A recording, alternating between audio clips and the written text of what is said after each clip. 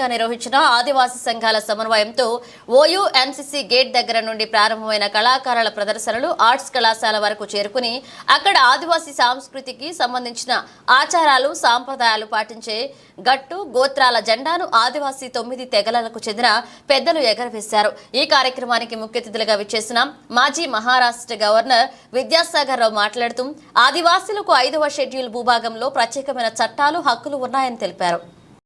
దేశంలో ఉన్న ఇదొక్కటే ప్రధానమైనటువంటి సమస్య మనం తీర్చవలసిందని చెప్పడానికి కోసం ఇంకా బ్రతికే ఉంటానని మేము ఎందుకైనా ఇంత పెద్ద కథ చెప్తున్నాడు, ఈయన గిరిజన గూడెంలో పుట్టినాడా లేకపోతే ఏమిటి అని అనుమానం కావచ్చు। మేము ఒక్క ప్రచారంలో లేము,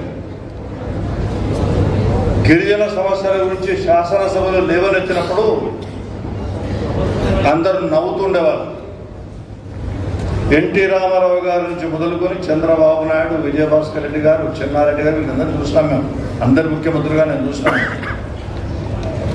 వీళ్ళకి ఏం పర్లేదైనా ఎప్పటికీ ఆ యాక్ట్ 170 ట్రైబల్ రెగ్యులేషన్స్ అంటారని అనుకునేవాళ్ళు। ఓసారి అసెంబ్లీలో నన్ను చూస్తేనే నాయంపేట అప్పుడప్పుడు వేణుగోపాల్ రెడ్డి గారు అప్పుడు బీజేపీ కార్యదర్శి ఉంది, ఇప్పుడు వనవాసి దాని కళ్యాణ సంబంధించి కార్యక్రమాలు చూస్తున్నారు వేణుగోపాల్ రెడ్డి గారు,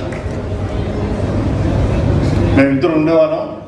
నన్ను చూస్తూనే 170 అనేవాళ్ళు చాలామంది, మా గుంప ముంచగా ఆ 170 ఎత్తేద్దాం, ఎత్తేస్తే మొత్తం గిరిజన ప్రాంతాల్లో భూములను అమ్ముకుంటాం, లేదా భూములు కొనుక్కుంటాం, కోట్ల ఆస్తులు సంపాదించుకోవాలి, మా పిల్లల పెళ్లి చేయాలి, మీరు అడ్డపడుతున్నారని ఎప్పుడు 35 ఏళ్ల నుంచే వ్యతిరేకం చేశారు వాళ్ళు।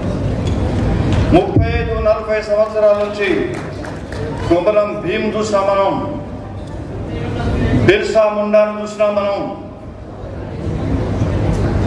ఈనాడు ఆజాదీక అమృతోత్సవాలు జరుపుకుంటున్నాం కదా 10 సంవత్సరాల నుంచి వచ్చి ఈ 75 సంవత్సరాల ఆజాదీక అమృతోత్సవ సందర్భంగా ఈ భారతదేశానికి స్వాతంత్రం రావడానికి కారణభూతులైనటువంటి గిరిజన సోదరులను స్మరించుకొని వాళ్ళు విశాఖ గాజువాక స్టీల్ ప్లాంట్ పరిరక్షణ